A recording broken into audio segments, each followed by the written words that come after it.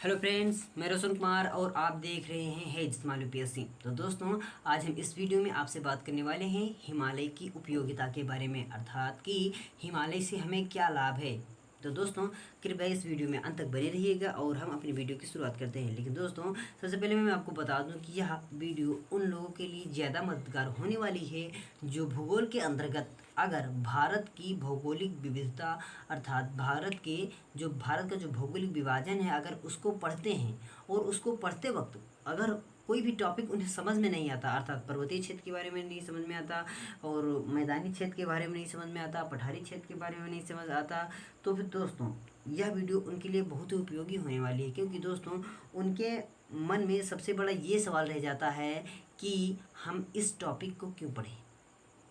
अगर मान लीजिए भारत के भौगोलिक विभाजन के अंतर्गत कोई स्टूडेंट हिमालय के बारे में पढ़ रहा है, तो दोस्तों वो अगर हिमालय के बारे में नहीं समझ पा रहा है तो इसका मतलब ये है कि उसके मन में हिमालय के बारे में लेकर कुछ डाउट है। वो डाउट शायद ये हो सकता है कि वो जानना चाहता है कि हिमालय के बारे में हमें पढ़ना ज़रूरी क्यों है, और यही सबसे बड़ा टॉपिक होता है। तो चलिए दोस्तों, हम शुरुआत करते हैं अपने वीडियो की, जिसमें मैं आपको बताऊंगा कि हिमालय हमारे लिए कैसे उपयोगी है, हिमालय हमारे लिए कैसे उपयोगी है तथा कितना उपयोगी है। दोस्तों, आपको रटने की ज़रूरत नहीं है, मैं आप सामने एक इमेज के आकार से आपको बताते चलूँगा। सबसे पहले मैं दोस्तों बता दूं कि जो आपका हिमालय है वो स्थित कहाँ है। मैंने अपने चैनल पर पिछले वीडियोस में यह बताया है कि भारत का भौगोलिक विभाजन कैसा है, जिसके अंतर्गत मैंने हिमालय को बहुत अच्छे से डिस्कस किया है। तो दोस्तों, अगर आपने हमारी उस वीडियो को नहीं देखा है तो कृपया वीडियो को देख लीजिएगा और आपको तब समझ में आ जाएगा कि हिमालय की स्थिति क्या है। सबसे पहले बता दूँ कि हिमालय की स्थिति क्या है। जो हिमालय है, हिमालय एक पर्वत श्रृंखला का नाम है जो भारत के उत्तर में स्थित है, जिसकी आकृति अर्धवृत्ताकार है तथा यह जम्मू कश्मीर से लेकर अरुणाचल प्रदेश तक फैली है। जम्मू कश्मीर में इसकी चौड़ाई लगभग 400 किलोमीटर तथा अरुणाचल प्रदेश में 150 किलोमीटर तक है। अब दोस्तों, आपको इसकी सिचुएशन पता चल गई होगी, जैसे कि यहाँ पर आप देख पा रहे हैं, ये हमारा भारत है, ये हमारा भारत है। तो इसका जो उत्तरी भाग है, तो दोस्तों ये वाला उत्तरी भाग जो है, यहाँ पर एक पर्वत श्रृंखला पाई जाती है जिसका नाम है हिमालय। तो दोस्तों, इसी की आज हमें उपयोगिता, अर्थात कि utility of Himalaya, profit of Himalaya, Himalaya के लाभ, हिमालय की उपयोगिता को हम जानेंगे। मैंने यहाँ पर एक दोहा कह सकते हैं या फिर एक कहावत कह सकते हैं, जो भी कहें, तो दोस्तों मैंने यहाँ पर बना दिया है कि हिमालय हमें बचाता है, हिमालय हमें बचाता है, हिमालय हमें बचाना है। यह बात जानकर आपको अच्छा लगा होगा। हिमालय हमें बचाता है और हिमालय हमें बचाना है। मैं यहाँ पर कहना क्या चाह रहा हूँ, इस बात को समझिएगा। अर्थात हिमालय को मैंने एक ऐसी चीज़ मान ली है जो हमें बचाता है, अर्थात हमारी सुरक्षा करता है। और उस हिमालय को हम एक सैनिक मान सकते हैं, अर्थात सुरक्षा करता है, इसका मतलब सैनिक है।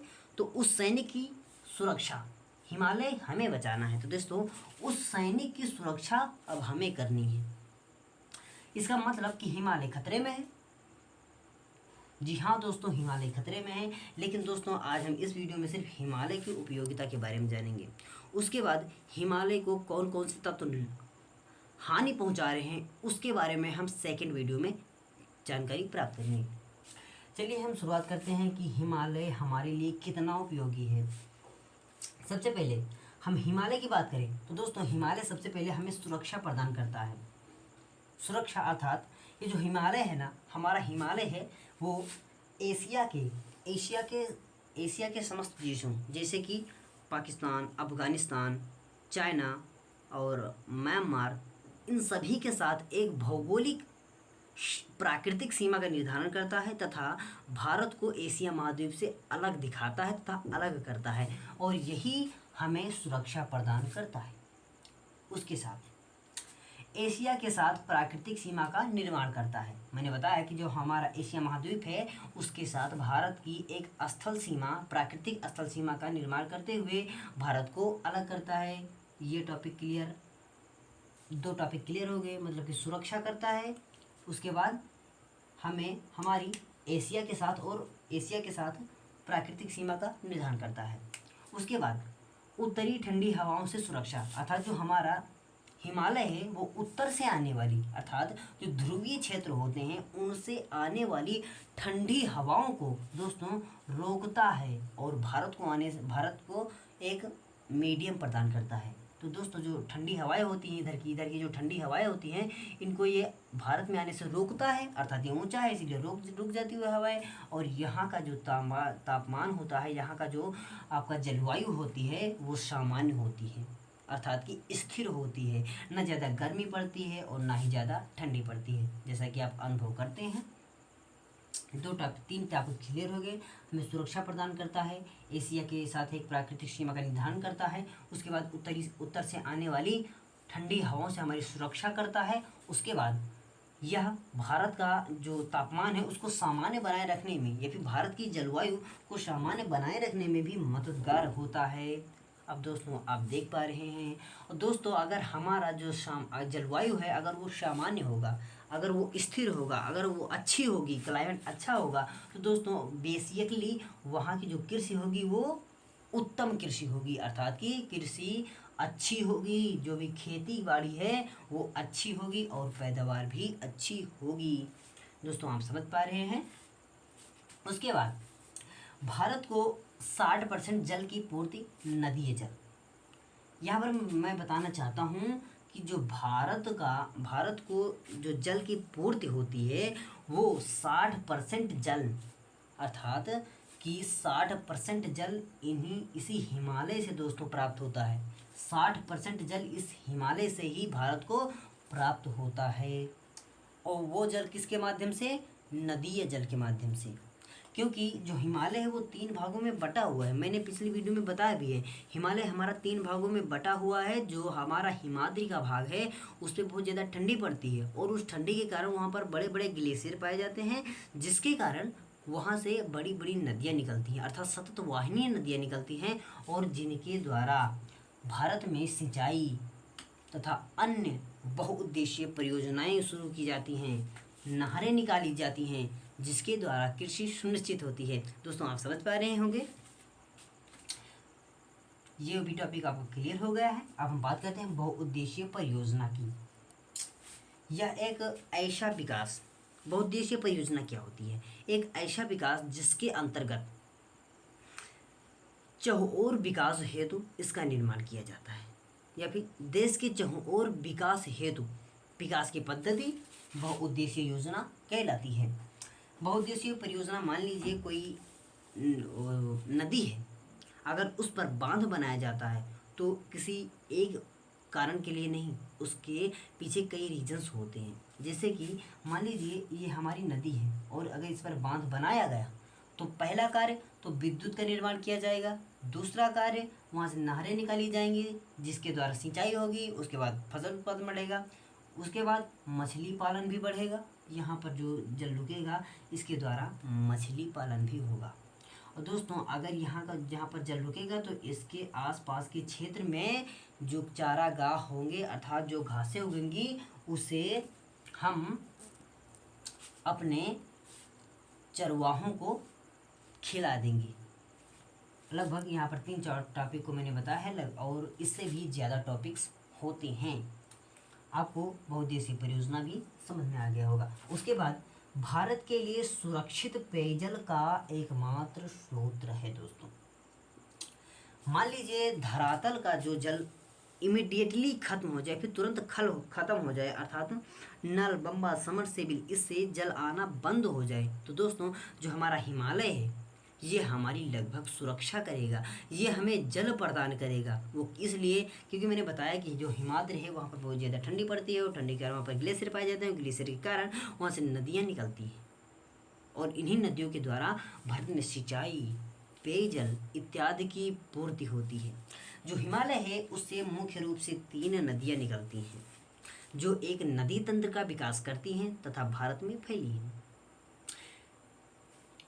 जम्मू कश्मीर के पास सिंधु नदी, पंजाब के पास, उसके बाद गंगा नदी आपकी जो मध्य मध्य मैदानी क्षेत्र है इसके इसके अंतर्गत आता है, और सिंधु आपका जो पूर्वी मैदानी क्षेत्र है इसके अंतर्गत आता है। और इन्हीं नदीय तंत्रों के द्वारा भारत के मैदानी क्षेत्रों में कृषि संपन्न है, और यह भारत के लिए एक सुरक्षित पेयजल या फिर शुद्ध पेयजल का एकमात्र सुरक्षित स्रोत भी है। अब हम बात करते हैं मुख्य पर्यटन स्थल की। दोस्तों जो आपका हिमालय है वह 3 भागों में बटा हुआ है, और जो निम्न हिमालय और जो मध्य का हिमालय है, फिर जो शिवालिक और निम्न मध्य का हिमालय है, इन क्षेत्रों में बहुत अच्छे अच्छे पर्यटन स्थल पाए जाते हैं, जैसे कुल्लू, मनाली, मानसरोवर झील, और आपके दार्शनिक स्थल जगन्नाथपुरी, और उसके बाद वैष्णो देवी इत्यादि इसी क्षेत्र में स्थित हैं, जिसके द्वारा शायद नहीं सरकार को कर भी मिलती है, तथा उस कर के द्वारा या फिर उस टैक्स के द्वारा उस टैक्स को देश के विकास में यूज भी किया जाता है। उसके बाद फलों के बड़े बागान 41.5% भाग पर वन है। यहाँ पर कहने का मतलब दोस्तों जो हिमालय है उसका जो शिवालिक वाला क्षेत्र है, जो मतलब कि कम नीचा है, कम ऊंचा है, उस पर बहुत बड़े बड़े बागान, वो भी सेब, लीची, आम, इन सब के पाए जाते हैं। और 41.5% अर्थात कि भारत के कुल वन क्षेत्र का 1/3 भाग हिमालय पर स्थित है वन का। तो दोस्तों अगर मान लीजिए भारत में 3 पेड़ हैं, जंगल की मैं बात कर रहा हूँ, सपोज दैट मान लीजिए ये जंगल, ये एक जंगल है, ये एक जंगल है, ये एक जंगल है, भारत में सिर्फ दोस्तों इतना ही जंगल है। तो दोस्तों इस तीनों भाग में जो एक भाग है, चाहे ये देख लीजिए, चाहे ये, तो दोस्तों इनमें से एक भाग जो है वो सिर्फ हिमालय पर पाया जाता है। अब दोस्तों आप समझ पा रहे होंगे कि हिमालय हमारे लिए कितना ज़रूरी है। अब हम बात करते हैं अगले टॉपिक की, ये भी आपका क्लियर हो गया। अब हम बात करते हैं अगले टॉपिक की, मैदान हिमालय की देन है, खादर भूमि के निर्माण। दोस्तों मैदान हिमालय की देन है, अर्थात मैं यहाँ पर कहना चाहता हूँ कि जो हमारा हिमालय है इसी ने हमें मैदान दिया है, इसी ने हमें कृषि योग्य भूमि दी है, जिस पर हम कृषि कर पाते हैं तथा अपनी खाद्यान्न को सुनिश्चित कर पाते हैं।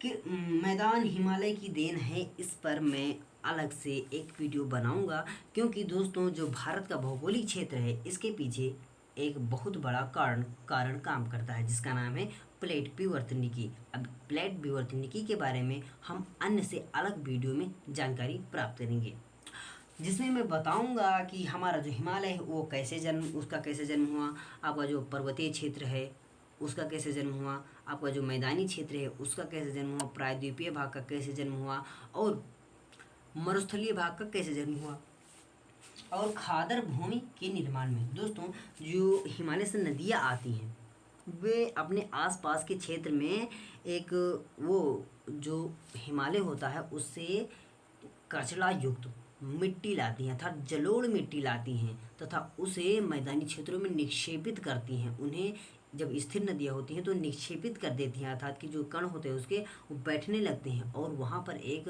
उर्वरा भूमि का निर्माण हो जाता है, और इसी को खादर भूमि भी कहा जाता है।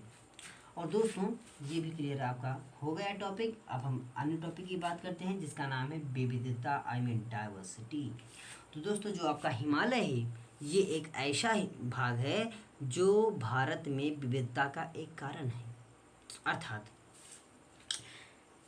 ये हिमालय भारत में एक प्रकार से विविधता उत्पन्न करता है, अर्थात जो हिमालय क्षेत्र है वहाँ के लोगों का रहन सहन, और जो हिमालय के दक्षिण में रहते हैं वहाँ के लोगों का रहन सहन काफ़ी भिन्न है, तथा हमारी विविधता ही एकता है। तो दोस्तों आपको यह वीडियो देखकर अच्छा लगा होगा, तथा अगर आप स्टूडेंट थे और आपको हिमालय के बारे में ज़्यादा कुछ नहीं पता था, या फिर हिमालय बस ही नाम सुने थे और उसकी उपयोगिता नहीं जाने थे। तो दोस्तों आज आपको इस हिमालय की उपयोगिता पता चल गई होगी। और दोस्तों अगर वीडियो पसंद आए तो वीडियो लाइक कर दीजिएगा प्लीज़, और अगर हमारा चैनल पसंद आए तो कृपया चैनल को सब्सक्राइब भी कर दीजिएगा, क्योंकि दोस्तों हमें हर एक वीडियो को बनाने में बहुत ज़्यादा मेहनत करनी पड़ती है। Thank you so very much.